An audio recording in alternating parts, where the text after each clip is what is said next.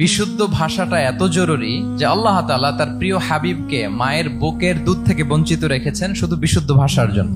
একজন মানুষ সর্বপ্রথম কোন জিনিসের প্রেমে পড়ে জানেন? কথার প্রেমে পড়ে। কথার ধরন, কণ্ঠস্বর, তার অ্যাটিটিউড, তার শব্দের জাদু, এটা মানুষের হৃদয়কে জয় করে ফেলে। তো রাসূল সাল্লাল্লাহু আলাইহি ইসলামের এই এলোকোয়েন্স ছিল। তিনি বলতেন আল্লাহ তাআলা আমাকে সর্বমর্ম বাচন ভঙ্গির অধিকারী করেছেন। মানে উনি যেটা বলতেন এটা ছিল very precise in wording but comprehensive in meaning. এটার যে দোতনা, এটার যে appeal to the heart of the people, to the heart of the listener, এটা অসাধারণ। মানুষের হৃদয়কে জয় করে ফেলতো। আল্লাহু আকবার। তিনি এমন ভাবে কথা বলতেন, কথার মাঝখানে মাঝখানে পজ দিতেন, মানে একটু থামতেন যাতে করে শ্রোতারা বুঝতে পারে। এত চমৎকার করে ওনার প্রেজেন্টেশন ছিল, বক্তব্য মালাগুলো ছিল, ফলে যারা শুনতেছে ইজিলি মুখস্থ করে ফেলতে পারত। রাসূল সাল্লাল্লাহু আলাইহি ইসলামের সবচাইতে বড় ভাষণটি ছিল বিদায় হজের ভাষণ, খুব সম্ভবত। ওই ভাষণের টেক্সট গুলোকে যদি একসাথে করা হয়, আমার মনে হয় 10 মিনিটের বেশি লাগবে না ওই টেক্সট গুলো পড়তে। তার মানে সবচাইতে বড় যে ভাষণ ওনার, ওটা কত ছিল? 10 থেকে 12 মিনিটের ভাষণ ছিল। আমরা তো ঘন্টার পর ঘন্টা বক্তব্য করি, তারপরেও তো আমরা মানুষের মনকে খুশি করতে পারি না। উনি সেই যে 1400 বছর আগে